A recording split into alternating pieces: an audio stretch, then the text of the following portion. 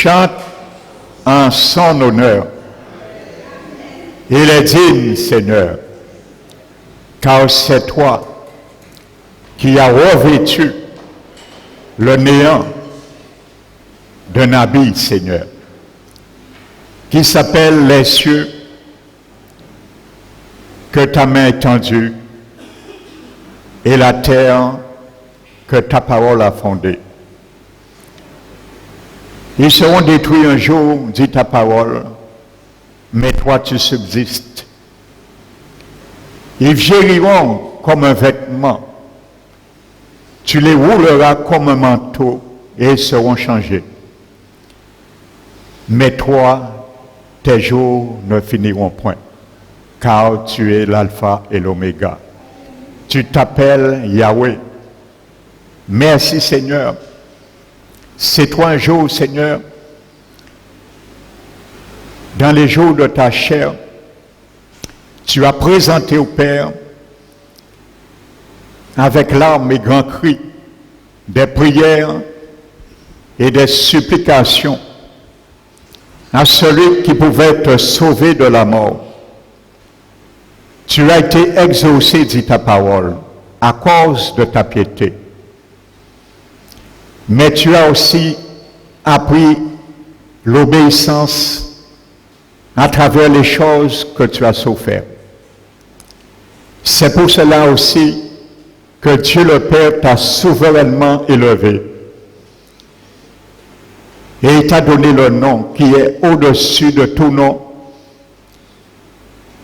par lequel tous genoux fléchissent dans les cieux, sur la terre et sous la terre. Et que par le nom de Jésus-Christ, toute langue confesse que Jésus-Christ est Seigneur à la gloire de Dieu le Père.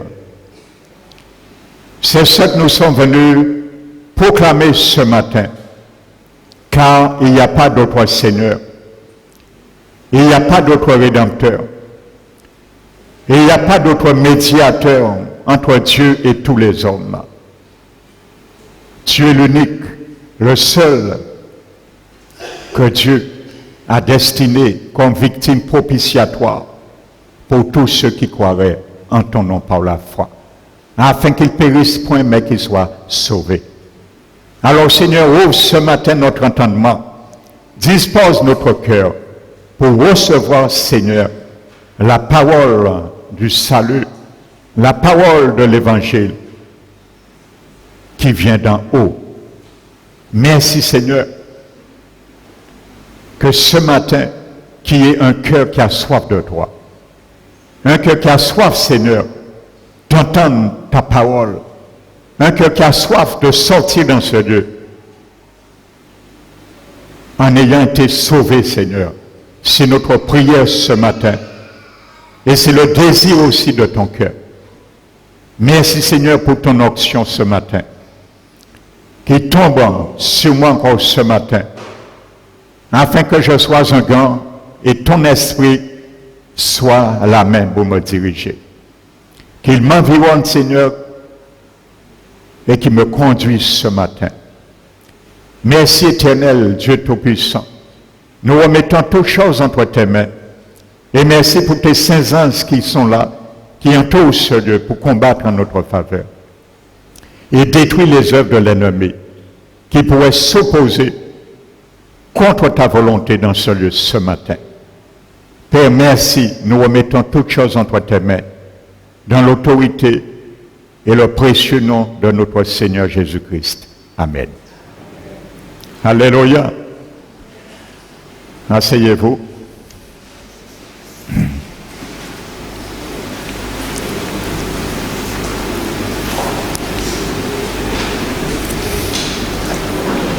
Donc je salue fraternellement chacun de vous et je bénis également particulièrement celui ou celle qui a amené une âme ce matin à attendre ce message.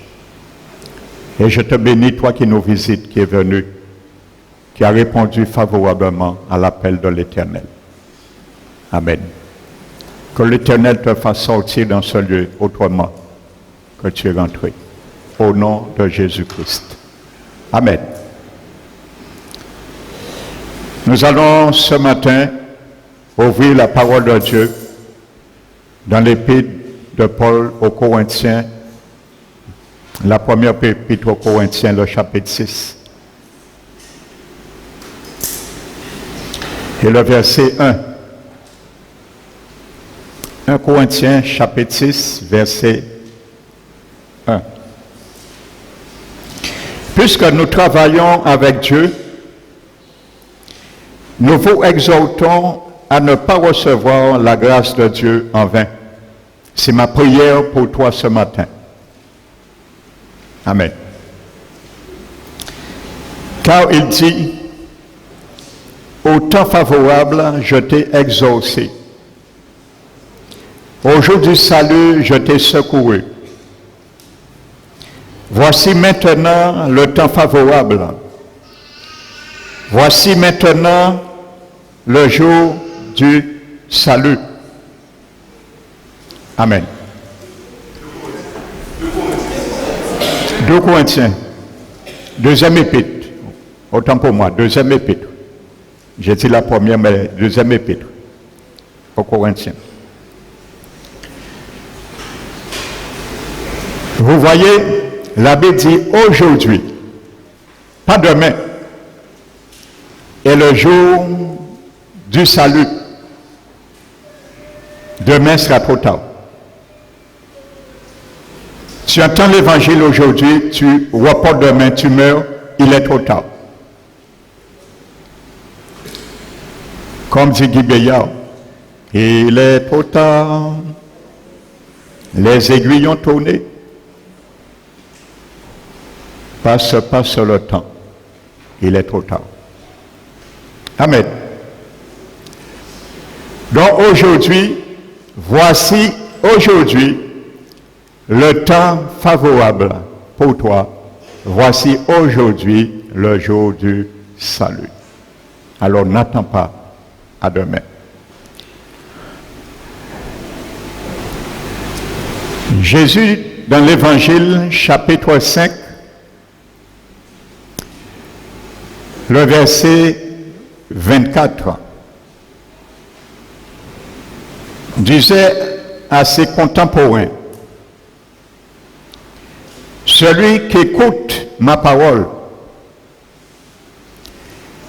et qui croit à celui qui m'a envoyé, Dieu le Père bien sûr, a la vie éternelle. C'est ça aujourd'hui le jour favorable. C'est ça aujourd'hui le jour du salut. Amen. Parce qu'il ne vient point en jugement, mais il est passé de la mort à la vie. Au moment où tu crois, tu reçois ce que dit Jésus dans sa parole, tu le reçois. Instantanément, tu passes d'un statut à un autre statut. Ton statut avant était la mort spirituelle, ton âme était morte. La seconde suivante, tu changes de statut. Tu n'as pas besoin de faire un dossier compliqué. Jésus ne fait pas de dossier compliqué. Comme lorsque nous allons, par exemple, faire un prêt, souscrire une assurance, ainsi de suite. Les dossiers parfois sont compliqués, prennent du temps, mais le dossier de Jésus est très simple. En une seconde, ce dossier est établi. À la vie éternelle, il ne vient point en jugement, mais il est passé de la mort à la vie. Donc ça veut dire qu'il y a un jugement à venir. Donc tu peux être soustrait de ce jugement. Et l'auteur des Épîtres aux Hébreux, le chapitre 9, verset 27, nous dit, après avoir dit que ni le sang des boucs et des taureaux ne puisse ôter le péché. Il dit au verset 27, car de même, il est réservé aux hommes de mourir une seule fois. Tu ne mourras jamais deux fois. Crois-le ce matin. Comme il est réservé à tout homme, T-O-U-T, sans exception. Imaginez-vous, il y a deux hommes aujourd'hui, ils n'ont jamais connu la mort physique. C'est le prophète Élie et le patriarche Enoch. Ils sont ciels. Physiquement avec leur corps corporel, comme toi et moi. Mais comme la parole de Dieu est immuable, 7 fois épurée, il devrait venir un jour pour mourir. Tout homme, sans exception. Et nous savons à quel moment qu'ils viendront. Ça, c'est notre sujet. Ils devront mourir. Tout homme est réservé. Et il y a une seule exception à la règle. Ce sont ceux et celles qui seront vivants lorsque la trompette sonnera, lorsque Jésus viendra chercher son Église. C'est seule exception à la règle. Amen. Parce qu'ils sont déjà morts une première fois spirituellement. Donc ça répond à l'injonction de la parole de Dieu. Mais Hébreu nous dit, comme il est réservé à tout homme de mourir une seule fois, après vient le jugement. Donc il y a un jugement à venir. Amen. Si tu es mort, tu n'es pas sauvé, il y a un jugement qui t'attend. Il n'y a pas d'autre chose.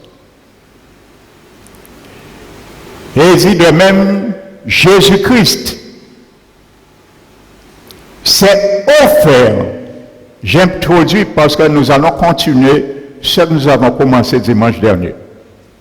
Donc j'introduis. Christ s'est offert.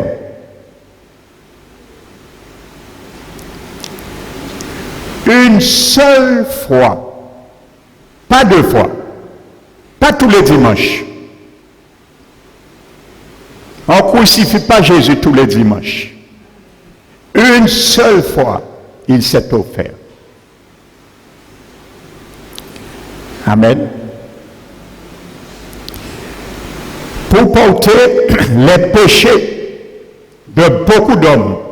Voyez, pas tous, beaucoup d'hommes. Bien qu'il a payé pour toute l'humanité, mais là, il y a un truc qui se fait quand même. Pour beaucoup d'hommes, reviendra une deuxième fois, sans péché. Amen. Alléluia. Ce n'est pas Jésus avait fait des péchés. Dans le grec, littéralement, sans rapport avec le péché. Littéralement.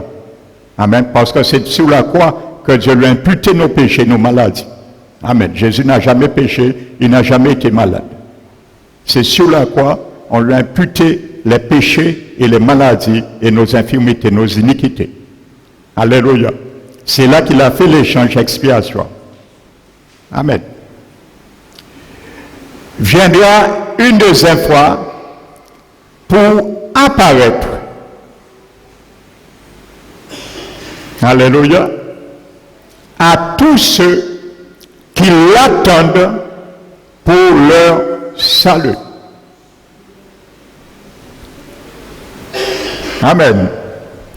Donc si tu as le salut maintenant, tu es bienvenu à ce rendez-vous. Si tu n'es pas sauvé maintenant, tu reviendras, tu verras Jésus une troisième fois, il viendra, mais pour apparaître à tous ceux qui l'attendent pour leur châtiment éternel. Parce qu'il doit revenir aussi pour juger les nations, les morts et les vivants. Amen. Alléluia. Donc j'introduis cela parce que nous allons le développer Pour ceux qui sont là pour la première fois, le titre de cette prédication, ce message, c'est le purgatoire au regard de la Bible. Et dimanche dernier, nous avons vu que le vrai purgatoire, c'est Jésus lui-même. Et qu'il n'a jamais existé de purgatoire. Amen. Et si tu meurs aujourd'hui dans cette fausse espérance, crois-moi, tu vas le regretter toute ta vie, pendant l'éternité. Amen. Donc je vais continuer. Alléluia. Donc j'avais donné que la définition du purgatoire, la défense deuxièmement du purgatoire et les difficultés du purgatoire. Ça veut dire pourquoi nous chrétiens, nous devons le rejeter. Amen. Mais nous sommes pour l'instant à la définition. Donc j'ai donné la définition qui veut dire épurer en latin, dont nous avions vu des versets qui contredisent cette thèse, des versets antithétiques, selon la Bible. Amen. La Bible, c'est notre dogme. Amen. Les hommes ont établi des dogmes, des conciles, mais la parole de Dieu pour les chrétiens, c'est leur dogme et leur concile. Ce n'est ni le concile de Trente, ni le concile de Nicée, ni le concile de Florence, mais le concile de Jésus. Alléluia. Amen. Donc c'est ça qui fait foi à la doctrine. Et ce sont là les paroles du salut sont codifiées. Donc maintenant je continue pour faire ce parallélisme entre ce que dit ce dogme et ce que dit la parole de Dieu. Amen. N'oubliez pas le verset, le proverbe que nous avons vu. La Bible dit celui qui parle pour sa cause. Il ne dit pas pour la cause de la vérité, hein, pour sa cause. Paraît juste. Mais vient la partie adverse et on le vérifie. Donc c'est ça que nous faisons. La partie adverse c'est la Bible, donc nous vérifions. Amen. Comme ça, vous n'allez pas dire que le pasteur Emmanuel est en train de calomnier quiconque. Je vous lis ce que le dogme dit. C'est pas moi qui l'ai écrit. Si je l'ai en ma possession, c'est parce que c'était vu pour qu'on le sache. Et maintenant, je vous dis ce que dit la Bible. Comparé à cette doctrine, à ce dogme. Alléluia. C'est pas ce que Dieu nous demande de faire. Il nous dit de réfuter tout contradicteur. Alléluia. Amen. Maintenant, le cardinal, toujours s'agit du don du purgatoire, le cardinal Ratzinger, qui est devenu le pape Benoît XVI, décrit le purgatoire de la manière suivante. Le purgatoire, selon lui, signifie qu'il existe pour la personne décédée une culpabilité qui n'est pas résolue. De ce fait, il y a une souffrance qui se poursuit à cause de cette culpabilité. Bien sûr, après sa mort. Donc, dans ce sens, le purgatoire signifie pour lui souffrir jusqu'au bout pour ce que l'on a laissé sur terre, dans l'assurance d'être accepté, mais en devant supporter le fardeau d'être écarté de la présence du bien-aimé, ça veut dire de Jésus. Donc, il faut quand même supporter le fardeau pendant que tu es dans le purgatoire pour purger tes peines, pour expier tes péchés. Tu dois accepter ce fardeau d'être écarté de la présence de Dieu. Mais n'oubliez pas le verset dimanche je vous ai lu du psaume 49 et le verset 17 de ce psaume qui dit « Tu as beau t'estimer heureux dans ta vie et on aura beau te louer pour les honneurs que tu te fais, mais sache néanmoins, tu descendras dans le séjour de tes pères et jamais ne reverront la lumière. Quand tu es là, il n'y a pas de revenir. Tu ne peux plus revenir, aller au paradis. Tu ne peux plus revoir la lumière. La Bible est claire. Amen. Jamais ne reverra la lumière. Jésus est la lumière d'ailleurs, la lumière du monde qui a été rejetée et qu'on rejette encore aujourd'hui. Mais le paradis, c'est la lumière. Par excellent. Donc tu ne verras jamais le paradis.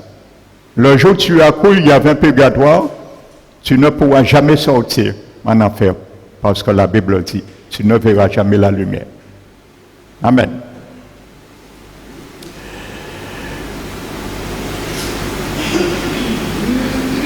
Lorraine Bodmer, un spécialiste protestant, donne cette excellente description, selon lui, du purgatoire. Vous voyez déjà, bien que ça concorde entre eux, je dis bien, entre eux, mais déjà il y a des divergences dans le purgatoire. Or, dans la doctrine de Christ, il n'y a pas de divergence. L'évangile est simple, il y a un seul évangile. Vous savez, dans le livre des Cantiques, chapitre 2, verset 2, Salomon a dit, comme le lit au milieu des épines,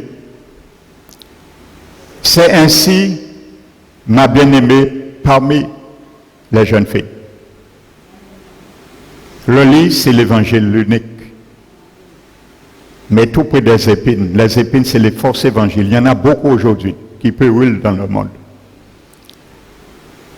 Et il dit, c'est ainsi ma bien-aimée, la seule Église, le seul Seigneur, le seul évangile, au milieu des jeunes filles. Les jeunes filles, ce sont des autres évangiles. Alléluia. Il y a un seul. Salomon dit, il y a un seul, il faut choisir. Le seul évangile. Il s'appelle l'évangile de Jésus-Christ. Alléluia. Donc je dis, Lorraine Bodmer, un spécialiste protestant, donne cette excellente description du purgatoire.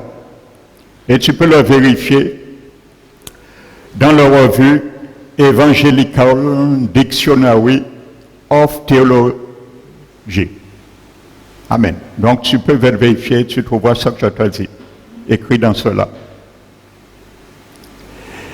Il dit les enseignements de l'Église catholique romaine et grecque orthodoxe présentent un lieu de châtiment temporel dans un domaine intermédiaire connu sous le nom de purgatoire,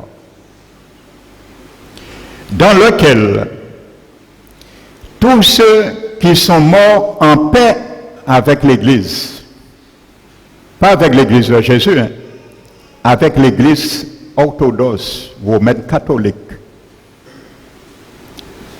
Donc, pour être privilégié de passer par le purgatoire, il faut que tu meurs avec un privilège de l'Église. Ça veut dire qu'il faut que tu t'accordes avec toutes les doctrines de cette Église, mais pas avec l'Église du Christ.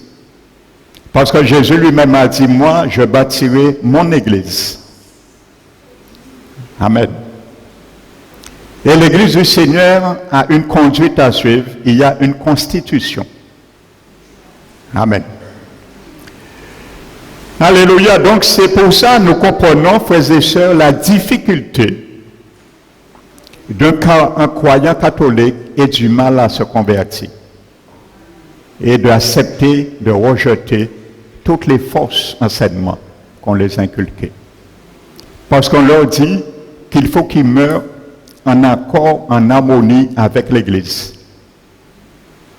C'est pour ça qu'il y a certains, lorsque je les parle de l'Évangile, ils me disent oui, mais si j'accepte Jésus aujourd'hui, et une dame qui m'avait dit, oui, mais si j'accepte Jésus dans ma vie, est-ce que je dois arrêter d'aller à l'église, à la messe?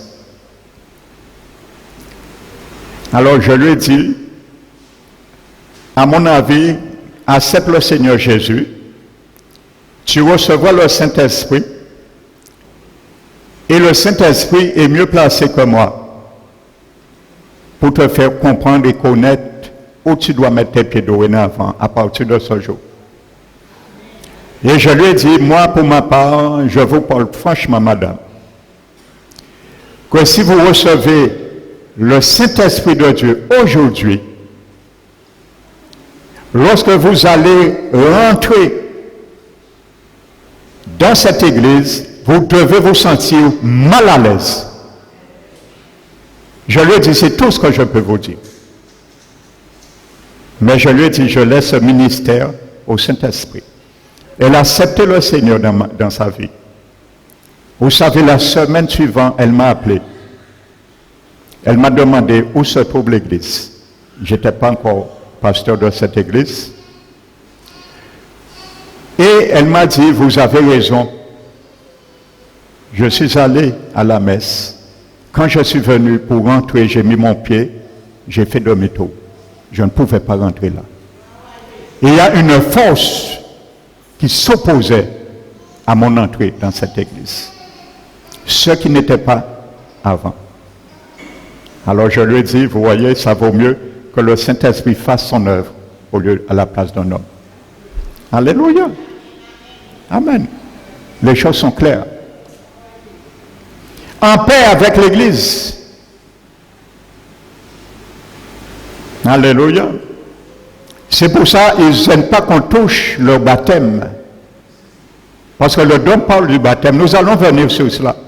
Le Seigneur m'a mis à cœur de cela. C'est pour démanteler une forteresse. Alléluia. Parce qu'il parle du baptême aussi. Quand vous touchez à ça, vous trahissez la grande église. Mais mieux vaut trahir la grande église, ne pas trahir la grâce de Dieu. Ça vaut mieux. Jésus l'a dit. Alléluia.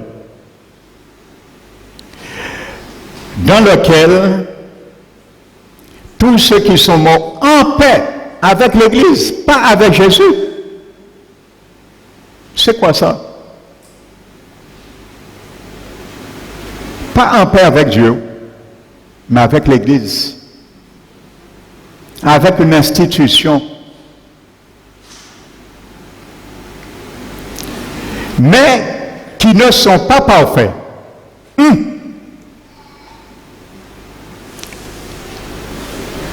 Il y a un mais aussi qui ne sont pas parfaits.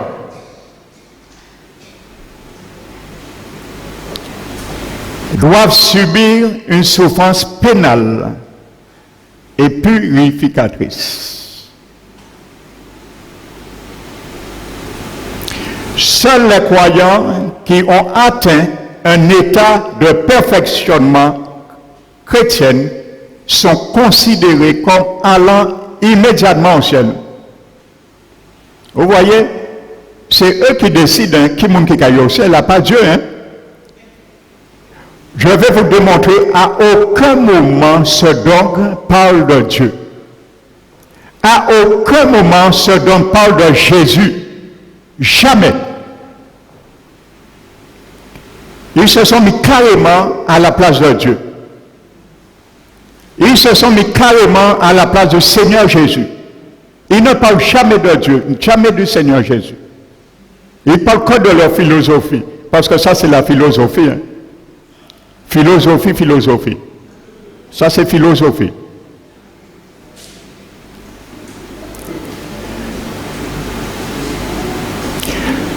Donc, seuls les croyants qui ont atteint un état de perfection chrétienne sont considérés comme allant immédiatement au ciel. Tous les adultes qui ne sont pas baptisés bébés, bien sûr, après leur vrai baptême, et ceux qui, après leur baptême bébé catholique, ont commis un péché mortel, vont immédiatement en enfer.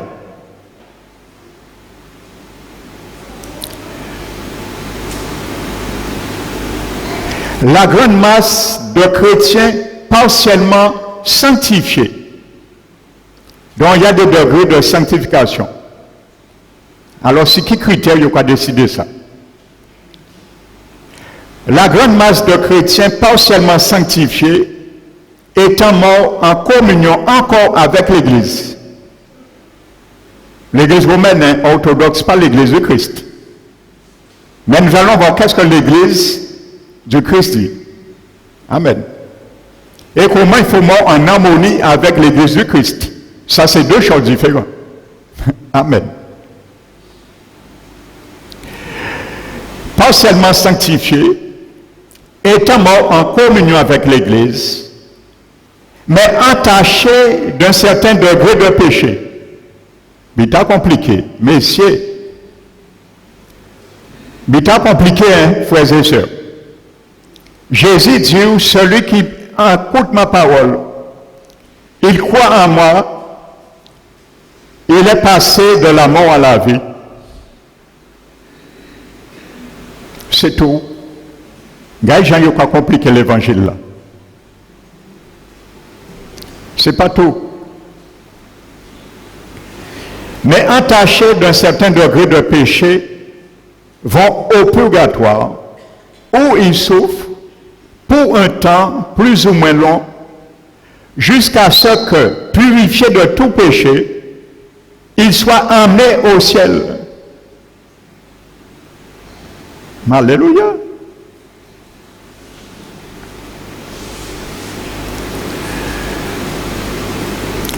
Vous savez, frères et sœurs, prenons Hébreux, chapitre 10. Écoutez bien ce que dit la Bible. Ils ont parlé d'un degré de sanctification, le dogme et la perfection.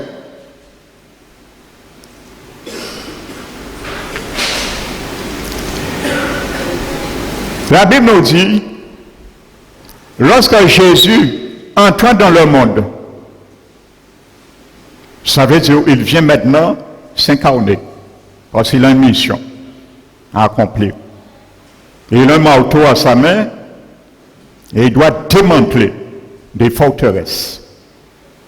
Amen. Christ entrant dans ce monde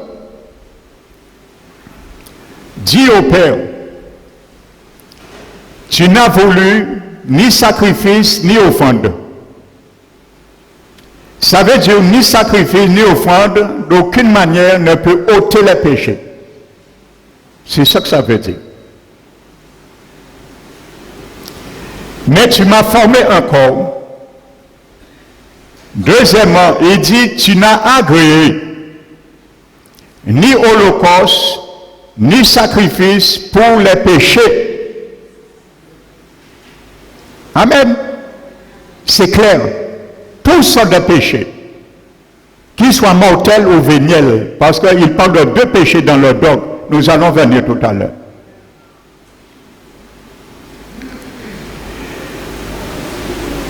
Mais il a dit, me voici. Je viens pour faire ta volonté au Père. Et il a dit, moi je viens dans le rouleau qui est écrit de moi.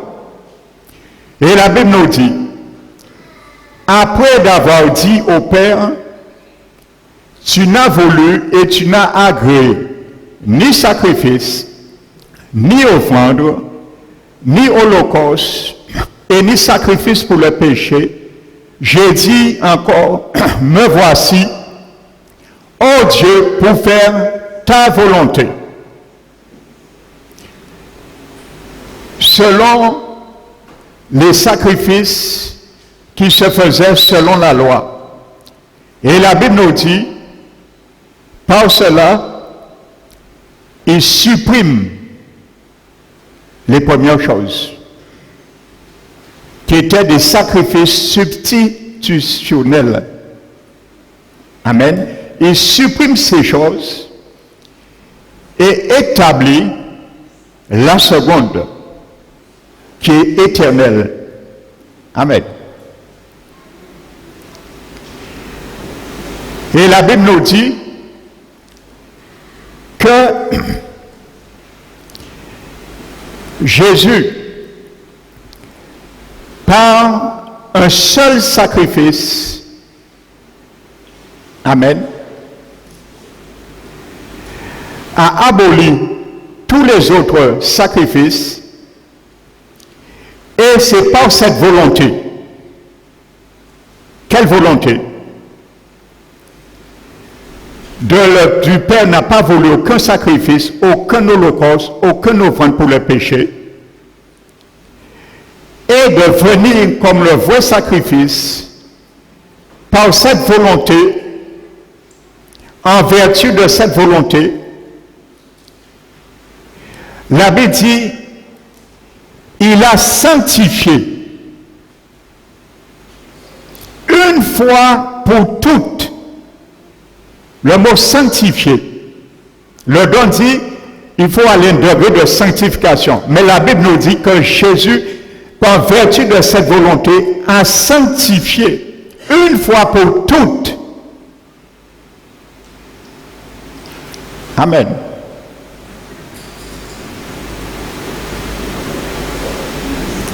Alléluia. Ceux qui sont sauvés. Amen. Et il a dit, par un seul sacrifice, il a rendu à la perfection, à toujours, ceux qui sont sanctifiés. Amen. Jésus a pourvu pour la sanctification et il a pourvu pour la perfection. Amen. On n'a pas besoin d'un purgatoire. La Bible est claire dessus. Amen. Il a sanctifié une fois pour toutes. Et il a rendu à la perfection pour toujours tous ceux qui sont sanctifiés. Amen. 1 Corinthiens chapitre 6. Alléluia.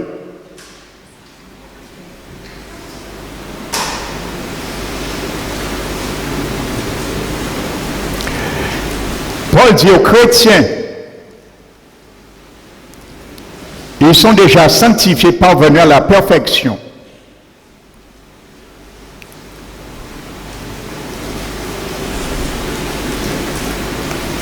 Ne savez-vous pas que les injustes ne rentreront pas dans le royaume de Dieu, n'hériteront pas le royaume de Dieu? Ne vous trompez pas.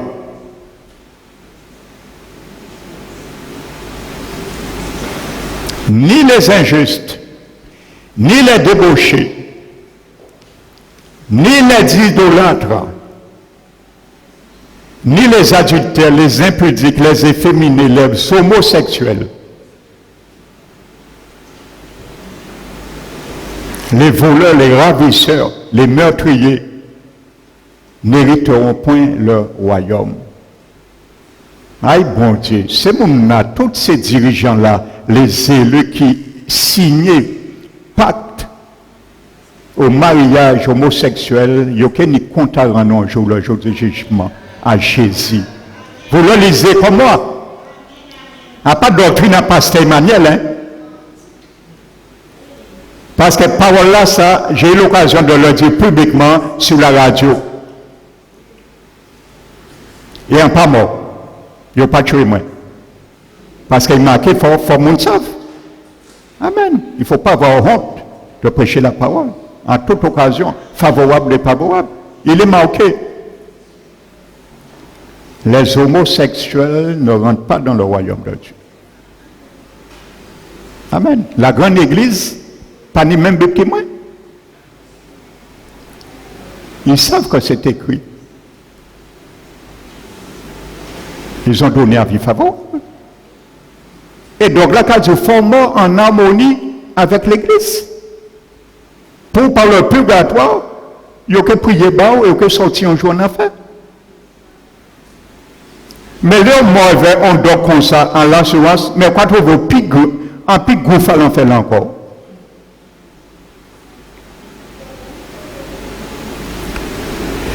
Mais regardez le reste. Mais, c'est ce que vous étiez un grand nombre parmi vous, des chrétiens qui étaient dans ça, et sont sortis. Pas par le purgatoire, par la grâce souveraine de Jésus. Mais c'est ce que vous étiez un grand nombre parmi vous. Mais qu'est-ce que le sang de Jésus a fait? Lorsqu'un jour, un homosexuel est venu dire, Seigneur Jésus, je reconnais que c'est un péché, c'est mal, je me repens. Sauve-moi, libère-moi, je te reçois. Lorsqu'un idolâtre qui était là-dedans, à Corinthe est venu un jour reconnaître que l'idolâtrie c'est un péché que Dieu condamne. Et il a dit, Seigneur Jésus, je me repens, je reconnais l'idolâtrie, amène ta colère sur ma vie. Tu es le seul et l'unique Dieu. Je ne dois adorer personne, aucune image taillée, quoi que ce soit, me prosterner. Le sang de Jésus. N'oubliez pas, l'histoire nous avons pris en introduction dimanche dernier dans Acte 10, 11. Corneille s'est prosterné devant l'apôtre Pierre pour l'adorer devant un homme. L'apôtre Pierre lui a dit, oh, pas faire ça. Lève tout de suite en son nom qu'on pas adorer moi. Combien de fois un pape, lorsqu'on vient l'adorer, il dit gloire, il pas gentil, mon nom, lève-toi, je suis un homme pécheur comme toi, ne m'adore pas. Il caresse sa voix gloire là. Alléluia, Somme 49. Alléluia. Ils mettent leur confiance en leur richesse. Ils se glorifient dans leur grande richesse. Mais ne peuvent s'acheter l'un de l'autre. Ni donner à Dieu le rachat de leur âme. Parce que ton âme est morte. Jésus seul peut amener ton âme morte à la vie. Il faut l'accepter. Tu passes de la mort à la vie. Tu ne viens en jugement. Jean 5, 24. Car le rachat de leur âme est cher et ne se fera jamais. Si tu ne passes pas par Jésus,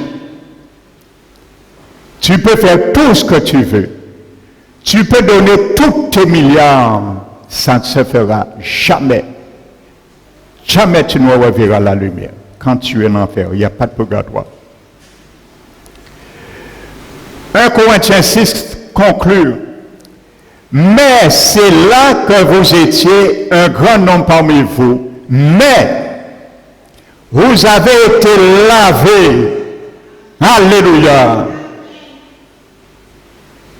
Quelqu'un a lavé nous de tout péché. Ils ont été lavés de l'impudicité, homosexualité, adultère, folle, imposteur, débauche, idolâtrie. Vous avez été lavés.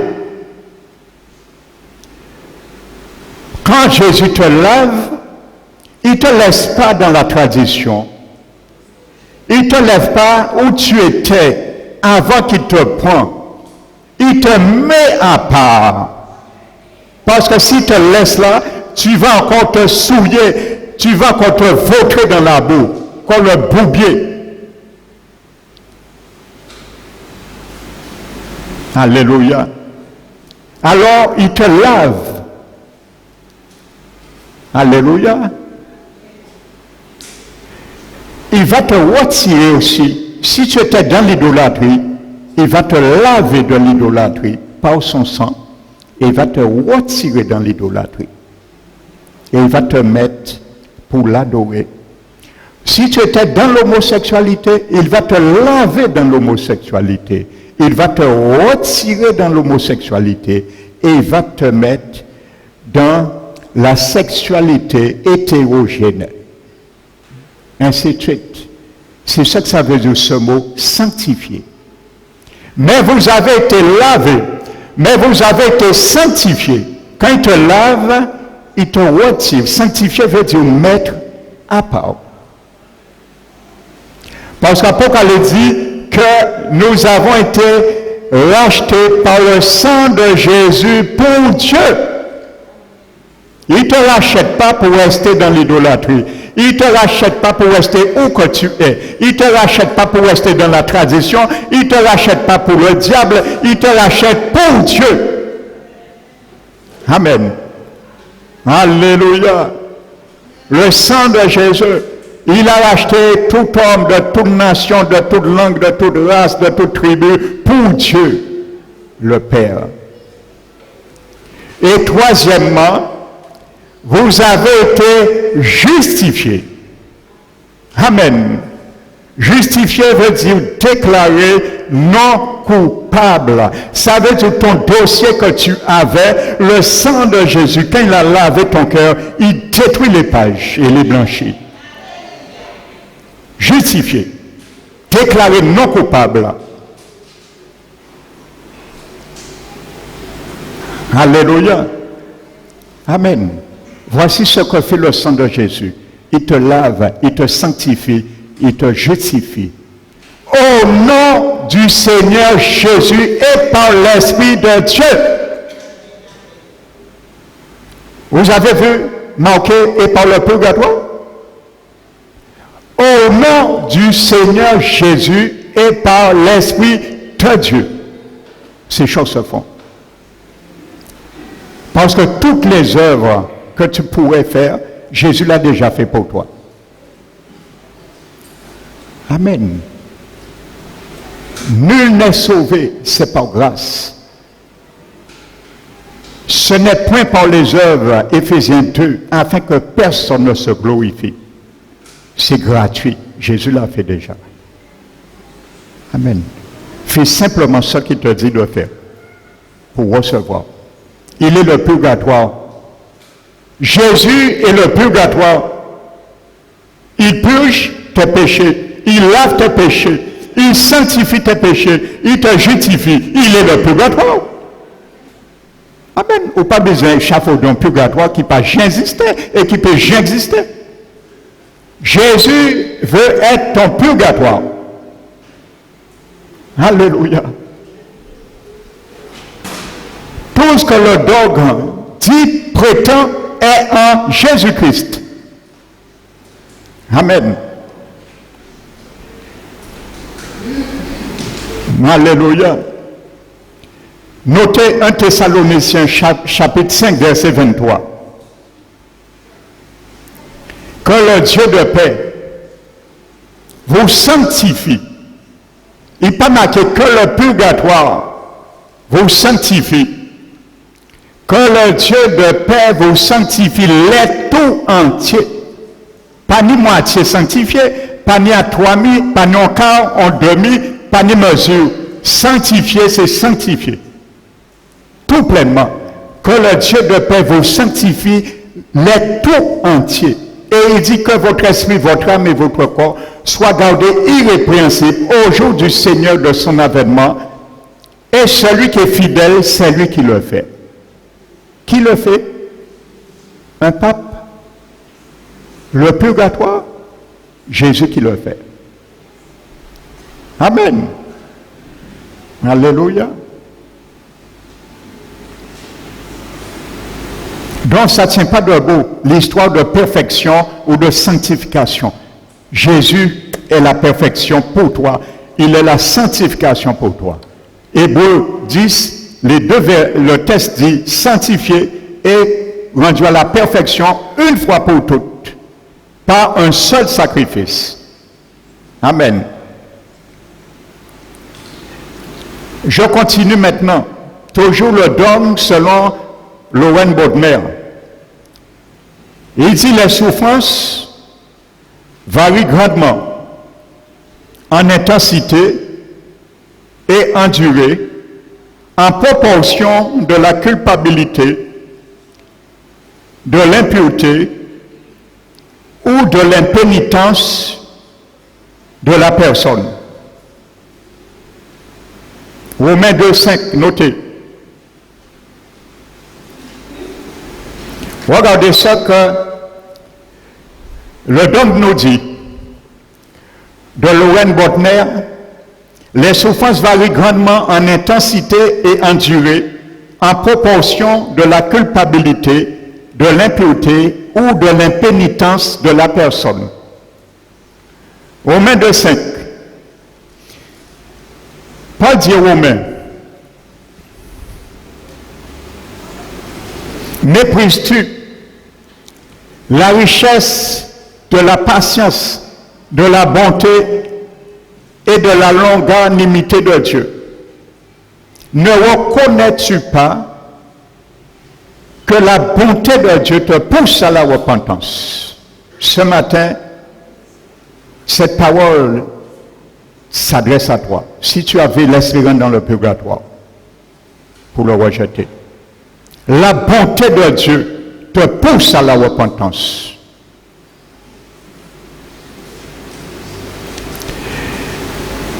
Et il dit, Amen, par ton endurcissement et par ton cœur impénitent,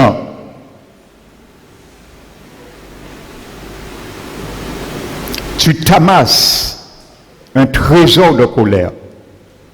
Si tu crois au purgatoire, tu t'amasses un trésor de colère. Amen. Par ton cœur impénitent, tu t'amasses un trésor. Un trésor, hein? C'est vraiment un trésor, hein? Le purgatoire, pas un trésor. Pour ces gens qui mettent foi dans ça, mais c'est un trésor.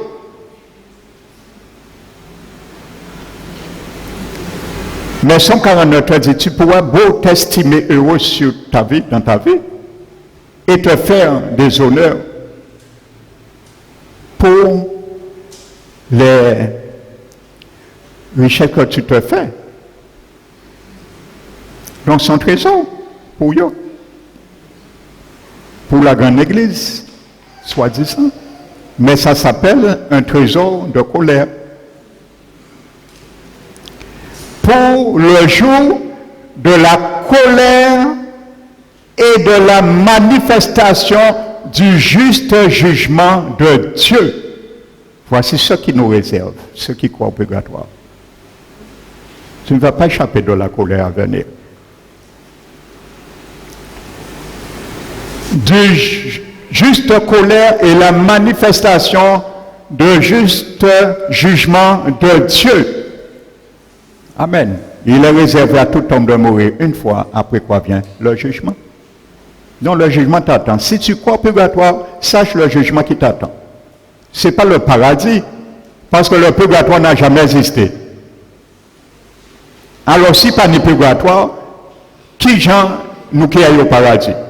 Si nous pas fait échec pendant vivant, aujourd'hui le jour du salut, aujourd'hui le jour favorable. Et Romain dit, réservant. Amen. Il dit qu'il rendra ce jour-là chacun selon ses œuvres. Tes œuvres, c'était quoi? Tu as acheté combien d'indulgences? Nous allons voir, il parle d'indulgence, c'est quoi ça? Le don du purgatoire le parle aussi. Comprendre, c'est si compliqué, salut que Jésus vient nous faire monde. Ça, c'est les œuvres. Combien de personnes sur la terre que tu as eu, ils ont eu des fardeaux pour prier pour toi?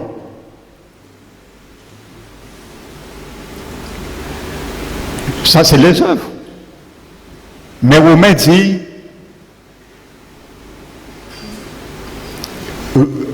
donnera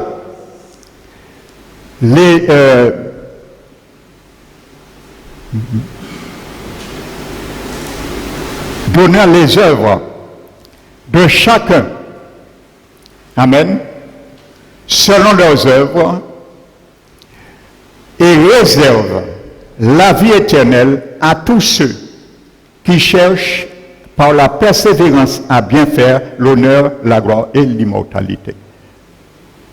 Il rendra à chacun selon ses œuvres. C'est clair. Voici le juste jugement de Dieu. Amen. Les œuvres que tu voulais faire pour être sauvé, ou les œuvres que Dieu avait préparées d'avance pour toi étant sauvé. Il y a deux types d'œuvres que parle la Bible. Amen. La Bible dit que nous avons été créés en Jésus-Christ pour de bonnes œuvres, que Dieu a préparées d'avance, Éphésiens 2, afin que nous les pratiquions. Ça, ce n'est pas des bonnes œuvres pour être sauvé. Ça ne te sauve pas. C'est étant sauvé, tu pratiques maintenant des bonnes œuvres que Dieu, lui, te demande de faire pour rester sauvé. Amen. Mais le Vatican, le purgatoire nous fait faire des œuvres pour être sauvés.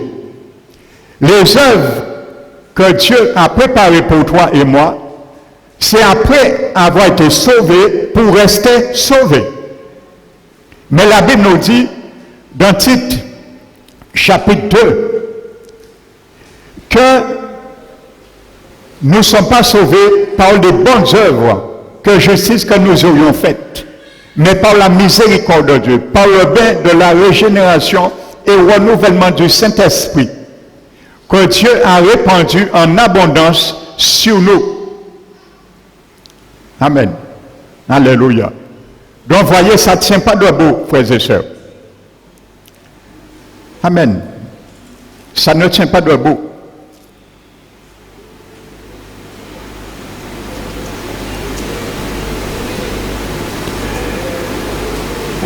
Donc, voyez, en proportion de la culpabilité, de l'impureté ou de l'impénitence de la personne, la Bible est claire, par ton cœur impénitent, tu t'amasses un trésor de colère.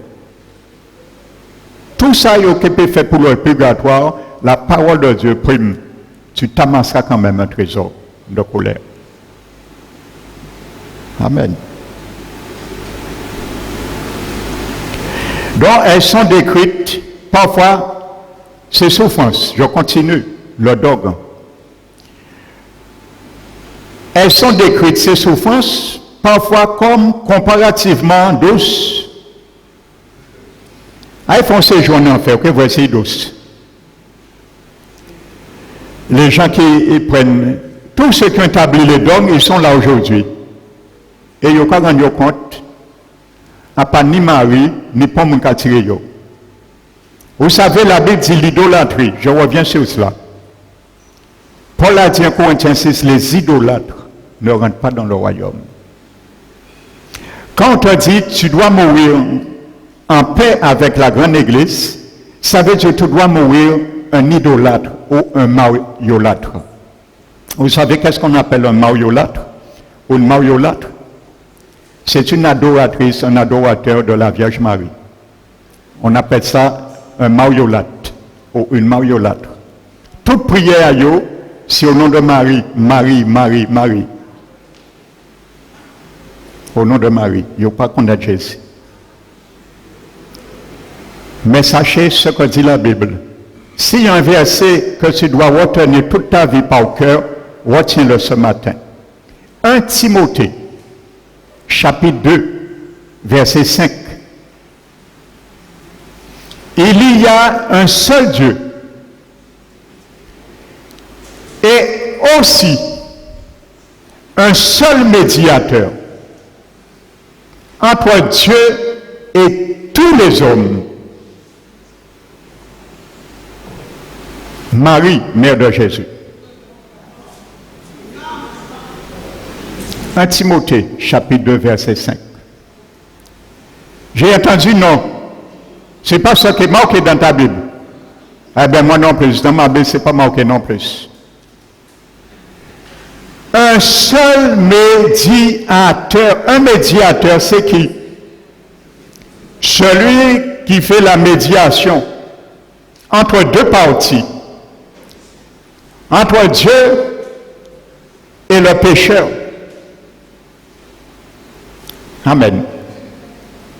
Entre le ciel et la terre. Jésus-Christ, homme.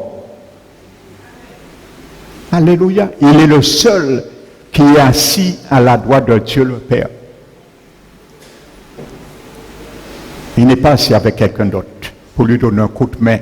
Il n'a pas besoin de Vierge Marie un coup de main dans l'intercession. La Bible est claire. Lorsque vous savez, je vous dis, un grand danger de prier au nom de Marie. Vous rentrez dans ce que la Bible condamne, un péché d'idolâtrie qu'on appelle la nécromancie. La nécromancie, c'est une science qui consiste à évoquer les morts. Après, moi, ils ont évoqué alors. Marie, pas moi alors. Donc, ils ont évoqué un mort. Il est mort.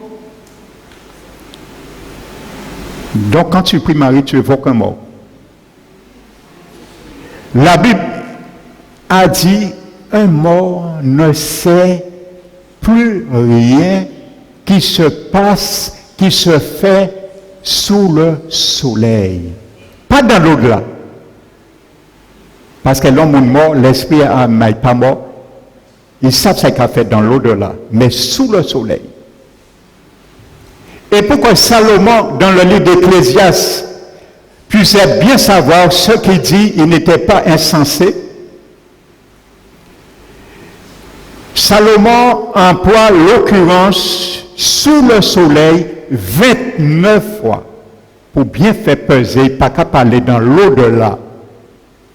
Il y a des sectes qui ne croient pas à la survie de l'âme et l'esprit après la mort. Ils ont pris ce verset et disent, mais on mort, pas changer rien. Non, sous le soleil. Ça veut dire que Dieu interdit toute transaction, les vivants avec les morts, sous le soleil, pendant ce vivant, mais pas dans l'au-delà. Amen. Donc Marie n'a aucune part à se prendre sous le soleil, ce qui se fait. Il ne peut pas entendre quiconque, il ne peut pas agir pour quiconque. Lisez Ésaïe chapitre 8, verset 19. Prophète Ésaïe. Écoute bien ce que dit la Bible. Les gens qui invoquent Marie, c'est exactement ce péché qu'ils font. Si l'on vous dit, allez consulter ceux qui évoquent les morts, moi, en part, il faut regarder les affaires, parce que c'est ça qu'il a fait, il a évoqué les morts, garder les affaires. Et nous, quand il faut regarder les affaires, et vers nous morts, il a payé indulgence pour nous, nous qui été en purgatoire, et nous qui sauvés. Mais tu es mort dans l'idolâtrie, comment tu peux te sauver? Paul a dit, les idolâtres ne rentrent pas dans le royaume de Dieu. Si vous ne pouvez pas rentrer, vous ne pouvez rentrer par aucune porte, et pas pont clé, ni escalier. Rentrer par rentrer, c'est pas rentrer. Amen. Si l'on vous dit, allez voir ceux qui évoquent les morts et ceux qui disent les bonnes aventures, qui poussent des soupirs et des sifflements les gars des affaires. C'est là, tu me. Et non, c'est là. Comment? Gardez des affaires pas exister aujourd'hui là, hein? Il était qu'à exister avant même Jésus vienne. C'est eux qui a fait ça. C'est là, dis-moi. Mais quand invoquer un saint, et c'est ce qu'on a balisté qu'on a fait, mais si on a invoqué un saint, c'est un royauté, les saints, c'est un royauté. Un chrétien, c'est un saint. Donc, on a menti. Ou quand invoquer un saint, les saints pas n'y a rien à faire là. Parce que pas ni purgatoire pour un saint, ils savent les morts, ils j'appuient où j'ai péché, Jésus j'ai fait. Ils caillent directement au ciel. Eh bien, voici la réponse de l'Éternel pour toi, qui a l'habitude de prier au nom de Marie, pour savoir que tu ne dois plus le faire à partir d'aujourd'hui. Répondez. Un peuple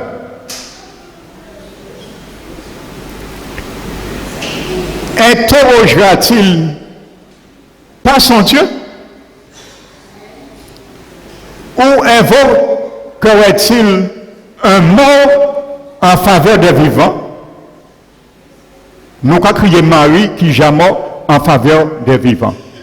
Voici ce péché d'idolâtrie que ceux qui prétendent être dans la piété, un bon paroissien, une bonne paroissienne, eh bien tu es enrôlé dans ce péché d'idolâtrie. Et les idolâtres ne rentrent pas dans le royaume, c'est de l'idolâtrie. À l'excès, ça s'appelle. Eh bien l'abbé dit, à la loi et au témoignage. Si on ne parle pas ainsi, parler ainsi c'est quoi? Si tu ne dis pas que c'est Dieu seul qu'on doit consulter en faveur des vivants, si on ne parle pas ainsi, il n'y a point d'horreur pour le peuple. Alors tu peux toujours faire tout ce que tu veux. Tu peux invoquer Marie, tu peux invoquer Saint-Michel, tu peux invoquer Saint-Mado. Tout saint, il y a point d'horreur pour le peuple. Tu vas attendre toute ta vie. Parce que tes prières ne montent pas plus haut que le plafond de ta chambre. Il compte sur le plafond, il tombe bip. Tu vois, tu Marie, il tombe, il connaît encore, il tombe, il fait yo-yo, ting, tong, ting, tong. Et diable a carré, il est content, il a moqué de nous. Et pour ne pas te choquer, je préfère le dire. Ce n'est même pas le mari de la Bible que prient les catholiques. C'est un démon qu'on appelle la Vierge Marie. C'est le nom d'un démon que les catholiques adorent. Ce n'est pas le mari de la Bible. Si tu ne le savais pas, je te le dis. Alors quand tu vois Marie t'apporte des provisions, tu veux un enfant, combien de personnes qui n'enfantaient pas, ils ont fait des vœux à ce démon. La Vierge Marie, ils ont eu un enfant. Mais après ces bâtons, ils ont pensé à eux. Ils regrettent qu'ils ont eu l'enfant parce qu'il n'y a pas bon Dieu qui baille. Et ainsi de suite. Alléluia. Je m'en passe, je ferme cette parenthèse. Ce n'est pas l'objectif aujourd'hui.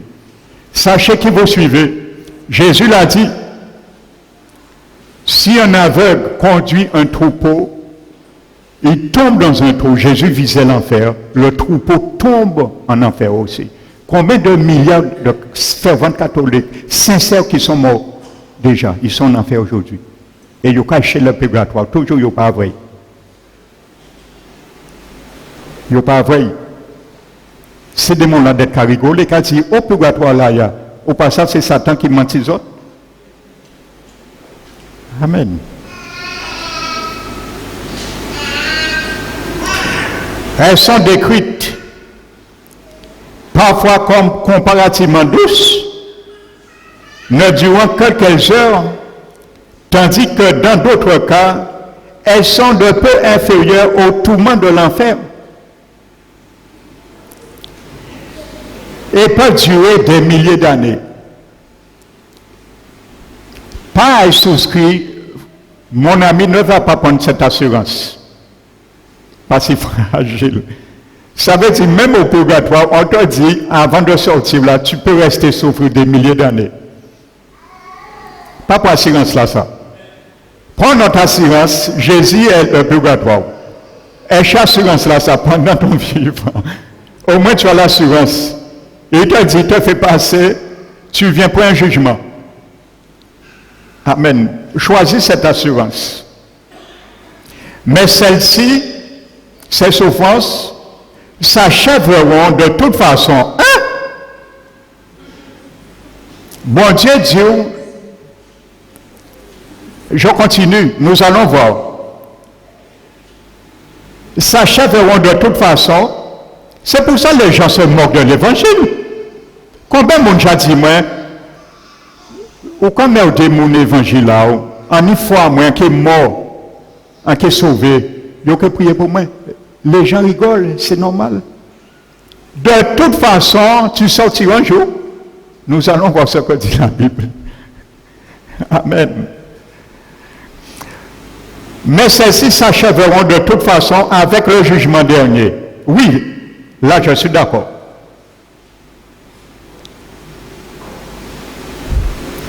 Parce que le jugement dernier, vous savez ce que la Bible appelle le jugement dernier, c'est le dernier règlement de compte. C'est pour ça que la Bible appelle le jugement dernier. Littéralement le dernier règlement de compte, parce qu'il y a eu 2 jugements avant le jugement dernier. Amen.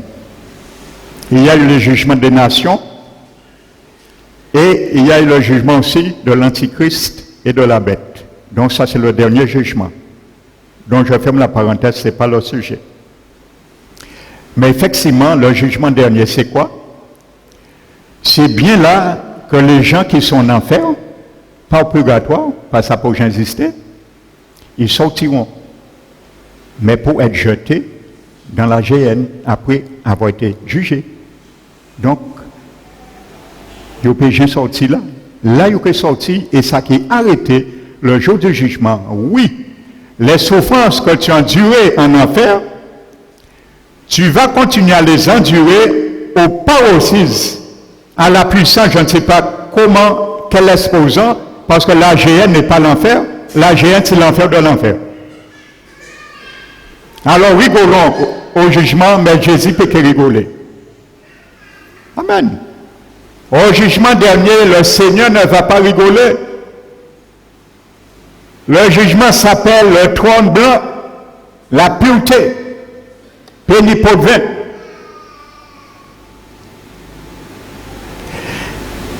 De toute façon, ça s'arrêtera.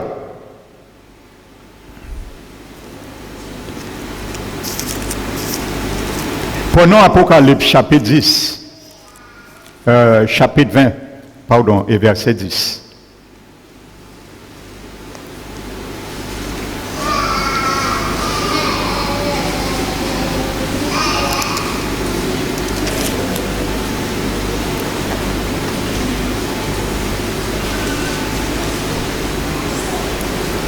Voici ce que dit la Bible. Hein?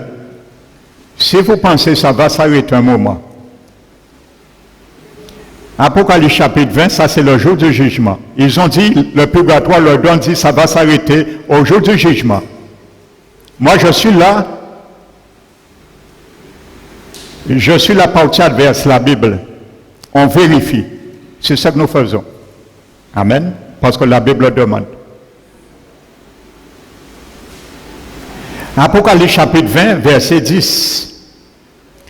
Et le diable et qui les séduisait fut jeté dans les temps de feu de soufre. C'est ce qu'on appelle la géhenne. Où sont la bête et le faux prophète? Ils seront tourmentés nuit et jour au siècle des siècles. Qui j'ai un jugement là qui a arrêté un jour? Souffrance là qui a arrêté par le jugement. Mais c'est là qu'il a commencé.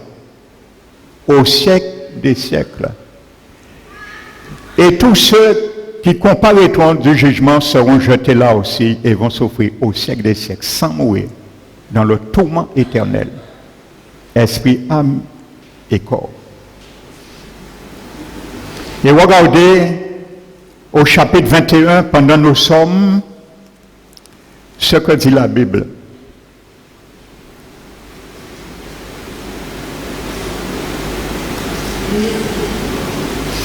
Verset 8. pour les lâches,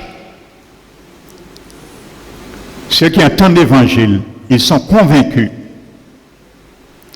mais ils ne donnent pas, ils ne veulent pas changer de religion, de tradition, de peur de ce que leurs parents diront, de ce que leur mari dira, de ce que leur femme dira, ainsi de suite. Ce sont les lâches.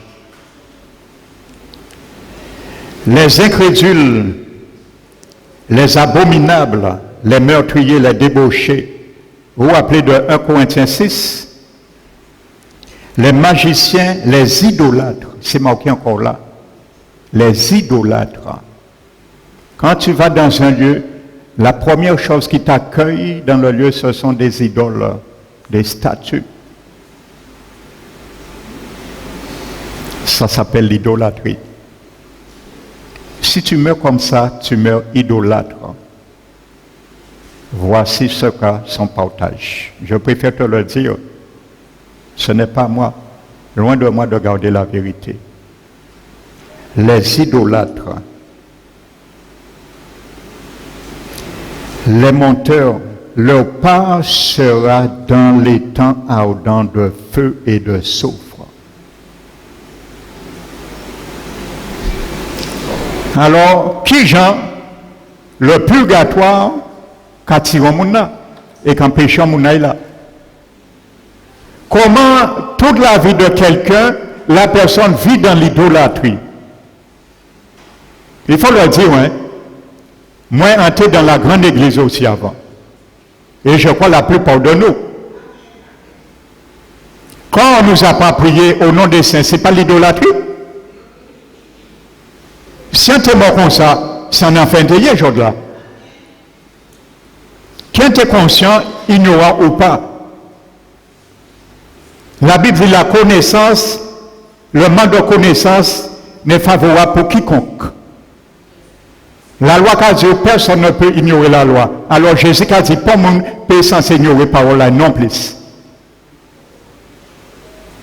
Amen. Lorsqu'on nous fait faire des traditions, le carnaval c'est une tradition catholique. La Toussaint c'est une tradition catholique. Chemin de croix c'est une tradition catholique. Combien de monde chrétien catholique a pauvreté fait ça, c'est lui en chemin de croix période pascale. Et quoi qu'on l'hostie après, conscience à eux tranquille, selon eux. Ça c'est l'idolâtrie. On leur dit, c'est des idoles, il ne faut pas se prosterner devant les idoles. Il n'y a pas dit, ouais, il n'y a pas prosterné, mais quoi faire le signe de la croix. Ainsi de suite. Alors vous pensez qu'un purgatoire va vous retirer, il faut être vrai avec le Seigneur. Soit on est lâche, on est incrédule, ou on est vrai avec Dieu. Vous savez l'origine du signe de la croix, vous savez l'origine du signe de la croix, ça date de quand? La façon de se signer. Le christianisme n'existait pas. Le catholicisme n'existait pas. Lorsque ce signe a été fabriqué, c'était des peuples de l'Antiquité, des peuples païens, ils avaient leur religion païenne, ils avaient leur superstition païenne. Et lorsqu'ils voyaient, ils sentaient un danger se présentait ou allait se présenter à eux pour inviter des esprits ou des divinités qu'ils vénéraient à leur service ou à leur avantage, ils se signaient. C'était pour épargner, selon eux, le danger. Donc ils invitaient des esprits à venir et à les épargner de ce danger. Voici l'origine du signe de la croix. Le Vatican a pris ça et ils ont donné une petite couche de tuelle qu'on la Vierge Marie, qu'on adore. Cet esprit, c'est une divinité qu'on a défié au cours des siècles passés sous divers noms. C'est le même démon. Il s'incarnait à travers les siècles et des religions sous divers noms. C'était Dionysos, Apollos, la Madone, et Euménée, Timuna, qui est l'image que vous voyez, que la femme avec un bébé, qu'on appelle la Madone, qu'on représente la Vierge Marie, cette femme s'appelle Sémiramis. Et l'enfant qui est dessus, ce n'est pas Jésus, c'est son fils, qui a été même son mari, incestueux, qu'on appelle Nimrod. Voici ce qu'on adore et cette image que les gens mettent chez eux. Et c'est cet homme, Nimrod, et son épouse, Sémiramis, qui a amené, je n'avais pas prévu de cela, l'Esprit me conduit, c'est pourquoi. C'est qu'il parle en cœur ce matin.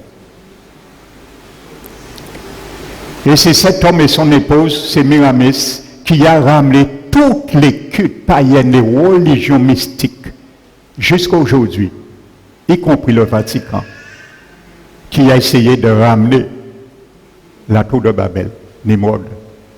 C'est lui qui a amené toutes les religions, qui s'incarnaient à partir de ce homme, c'est sa religion, et toutes les autres religions ont suivi. Que ce soit l'islam, tout est sorti de là. Alors sachez que vous suivez. Amen. Je continue le don de Lowen Boutmer. Maintenant, les dons et les services rendus à l'Église, toujours la grande Église, vous avez remarqué, à un seul moment, on a prononcé le nom de l'Église de Jésus, ni le nom de Dieu le Père, ni le nom de Jésus, hein? Ni le sang de Jésus, hein? Vous avez bien vu, suivez avec moi. Ils ont pour j'entendre ça, en donc là. Les dons et les services rendus à l'Église. Les prières des prêtres. Là, ça devient important. Et les messes payées par les proches ou les amis en faveur des décédés peuvent raccourcir, alléger ou annuler le séjour de l'âme au purgatoire. C'est pour ça que vous comprenez aujourd'hui, les gens rigolent de l'évangile. Parce que ils savent là, ils morts, gens ils morts, ils ont laissé fardeau là, à parents à eux, à amis à eux, fait les messes, payer prêtre, fait 8 jours de messes.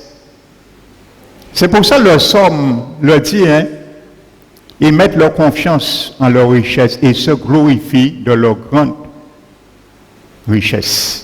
Parce qu'ils savent, on est riche, et qu'on y paye l'abbé là, combien d'argent il va faire la messe pour toute période de fête durant l'année. Ils savent qu'ils sont sortis au purgatoire. Mais qu'ils vivent opulence. Ils vivent sans vivre opulence, ainsi de suite sur la terre. Ils se glorifient. Qui je suis? Qui es-tu pour me parler de me repentir, de me convertir? Tu ne vois pas qui je suis alors?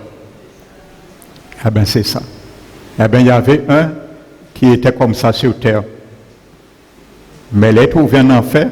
Il est chez les purgatoires, car j'ai toujours Luc 16. Lisez l'histoire. Ça fait trembler. Lisez l'histoire, Luc 16.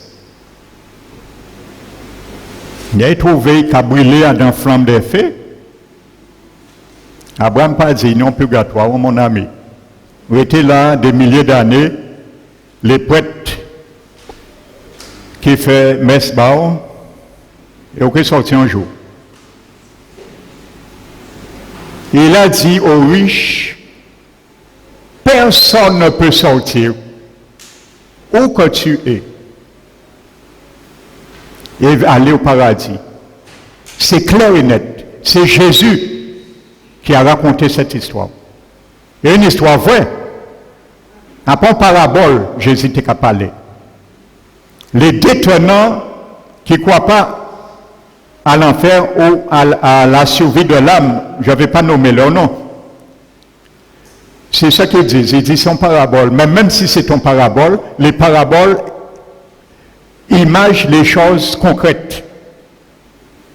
Alors même si son parabole, son réalité que Dieu a raconté, pour montrer qu'après la vie, la mort, la vie persiste.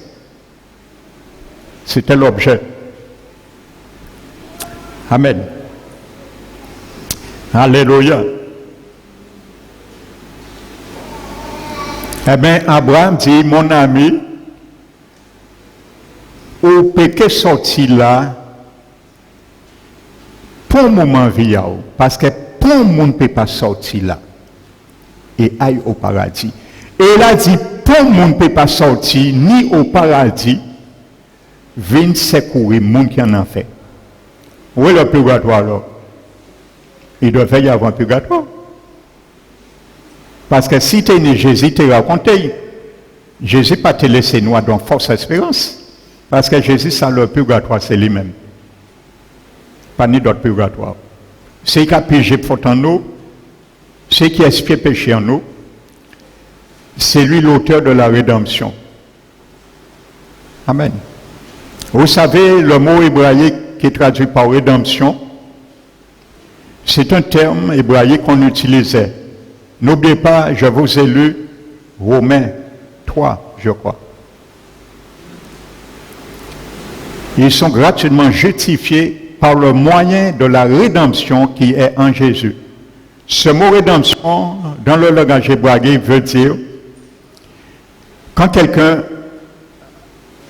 faisait un marché, concluait un marché avec un acheteur, il avait une marchandise, c'était quelque chose qu'on prenait, qu'on mettait à part, et on veillait à ce qu'il n'y ait aucune transaction ne puisse se faire sur cette marchandise. Il veillait à cela. Ça veut dire que quand tu es acheté, sauvé au moyen de la rédemption, il n'y a aucune transaction qui peut se faire sur ta vie, sur le marché, le rachat de ta vie, ni purgatoire, ni bonne œuvre, ni quoi que ce soit. Amen. Si tu tombes demain, tu n'as pas besoin d'attendre d'aller au purgatoire. Jésus est ton avocat. Il plaide pour toi. Et il te dit, repens-toi. Ne fais plus ça. Si nous péchons, il est juste et fidèle pour nous pardonner et nous purifier de toute iniquité. Amen. Alléluia. Et je conclus ce matin. L'essentiel de cet enseignement réside dans l'existence de deux genres de péchés. Les péchés mortels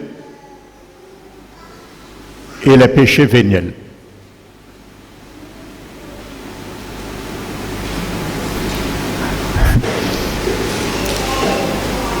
Il y a deux types de péchés que traite le purgatoire. Alléluia. La suite est trop intéressante. Je ne vais pas vous retenir trop longtemps. Je vais garder cette troisième partie. Parce que la suite, ça vaut la peine. Pour venir au pape, et vous allez voir comment ces hommes ont eu le toupet de se mettre au-dessus de Dieu. De se mettre au-dessus de Jésus. Ils se font eux-mêmes le sauveur de l'humanité.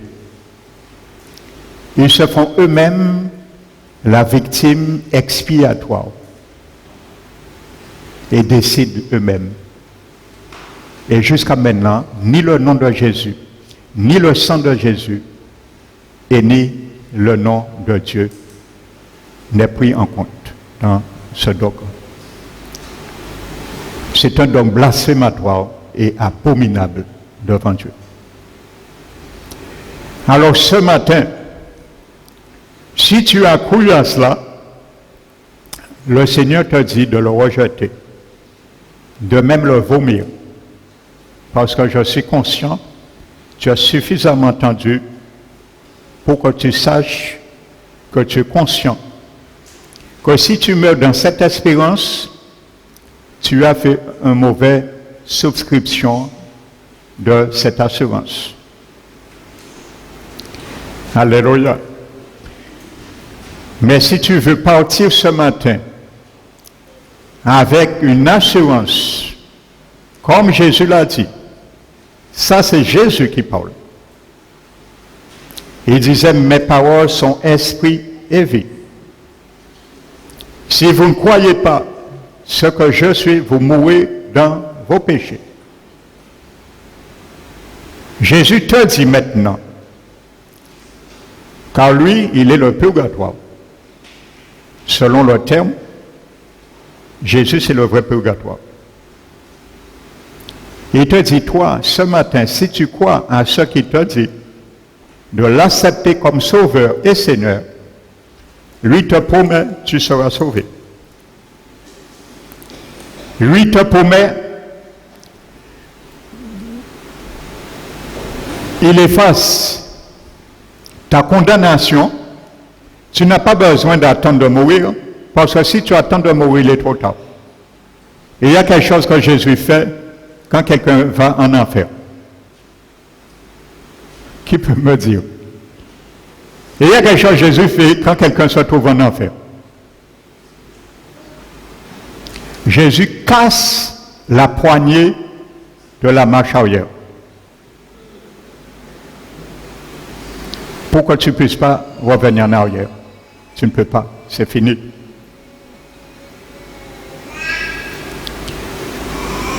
Alors là, attends-toi, et il n'y aura pas de marche arrière pour passer la première et essayer de sortir.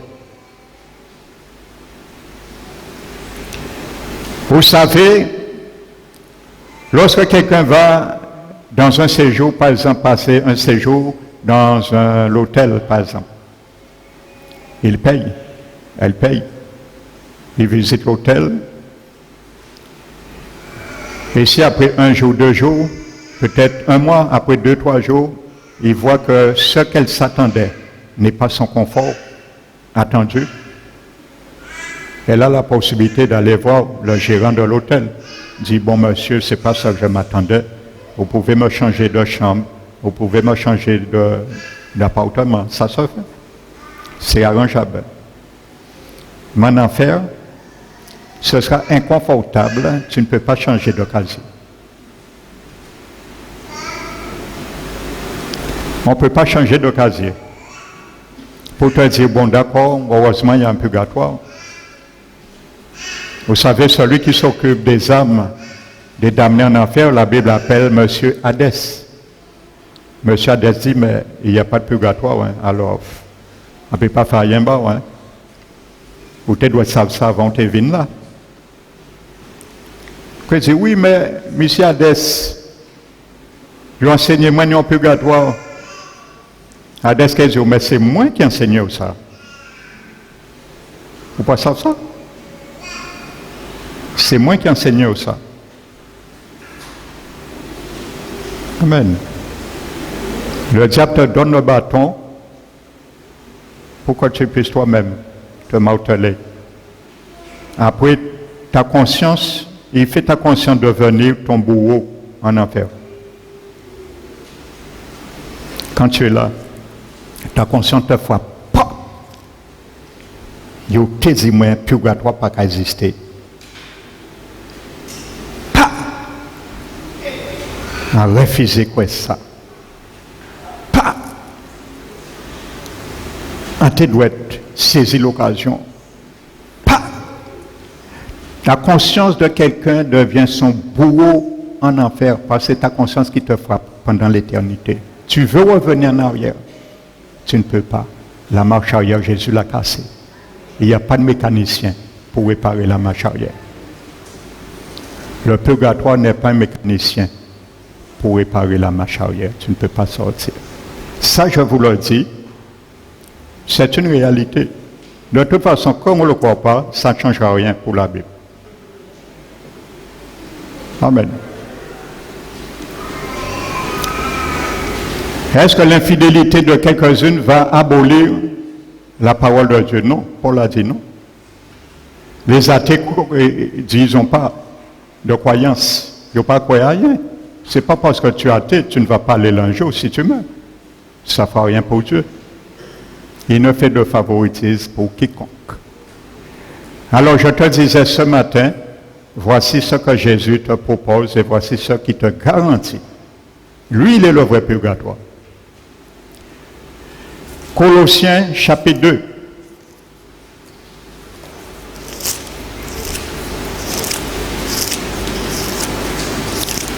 Colossiens 2.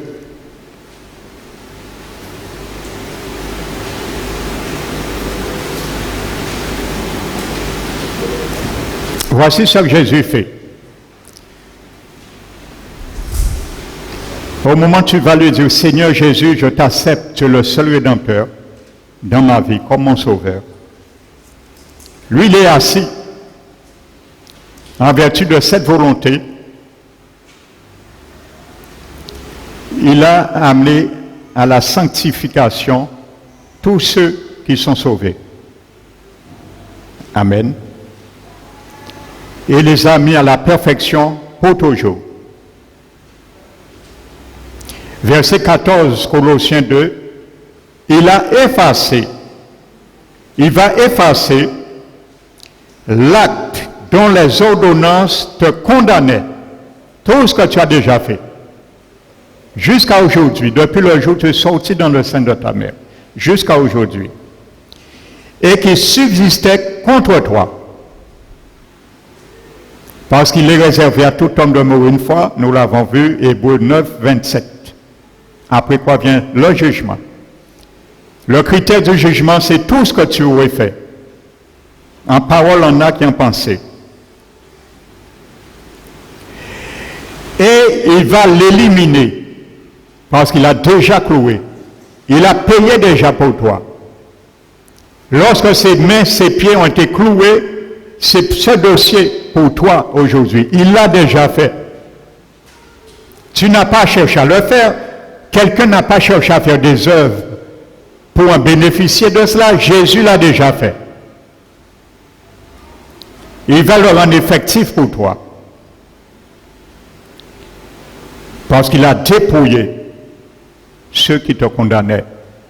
Ainsi de suite. Alors, ce matin, si tu veux partir ici béni, et dis, Seigneur, je rejette ces dogmes, je te demande pardon pour tout péché d'idolâtrie, parce que c'est un des péchés qu'on nous a amené à plus à faire dans la tradition. Je te demande pardon maintenant, je veux que mon cœur soit libéré et lavé, sanctifié, justifié. Donc, si tu le veux, tu ne l'as pas encore fait, c'est une opportunité ce matin. Si tu le veux, lève ta main simplement. C'est très simple. Et le Seigneur, lui, il va te donner cette paix en toi. Amen. Donc, si tu ne l'as pas encore fait, où tu es, lève ta main. Amen. Donc, s'il n'y a aucune main levée, ça veut dire nous tous. Là, nous sommes sauvés. Amen. Donc, je le crois de tout mon cœur. Mais si tu n'es pas encore sauvé, tu as hésité de le faire, tu sais ce qui t'attend. Amen. Non, maman, tu es déjà sauvé au moins 50 fois, toi. Hein? Tu es déjà sauvé au moins 50 fois. Amen. Donc nous allons nous mettre debout, frères et sœurs. Et nous allons remercier le Seigneur. Nous allons fermer nos yeux.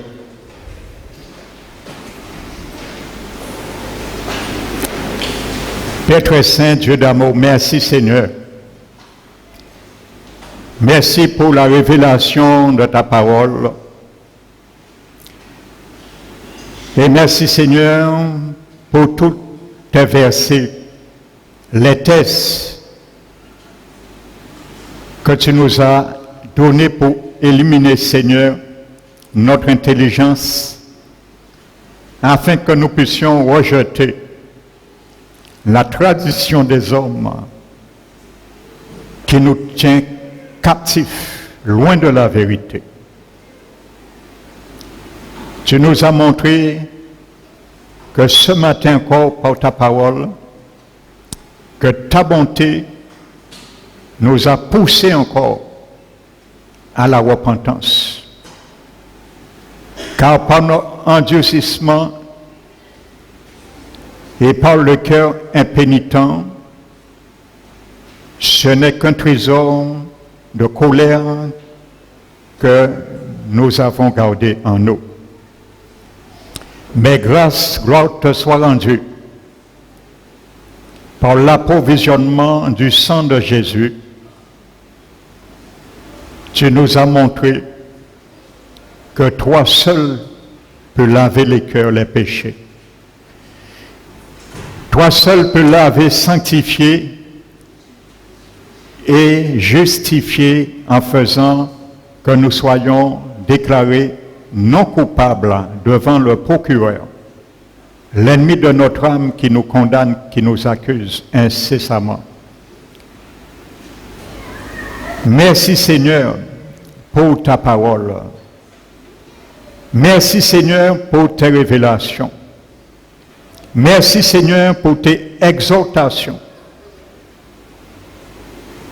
Et comme tu l'as dit, ce que nous avons entendu, appris, reçu de toi ce matin, que chacun de nous, nous puissions les utiliser comme argument authentique pour réglementer aussi, Seigneur, tous ceux et celles qui voudraient garder une force espérance, une force assurance dans ce dogme établi des hommes, le purgatoire. Pour les enseigner également, car aussi c'est pour cela que toi tu nous enseignes. Merci Seigneur pour ta paix. Mais ma prière ce matin également, comme tu l'as dit, de nous garder, de ne pas prendre et recevoir la grâce de notre Dieu en vain. Tous ceux parmi nous qui sont déjà graciés gratuitement par la vie éternelle, le salut, que nous nous approvisionnons de rester dans ce que tu nous as mis établi éternel. Aucun de nous ne se perd selon ta volonté. Merci encore Père, nous te remercions. Au nom de notre Seigneur Jésus-Christ. Amen. Nous allons maintenant bénir notre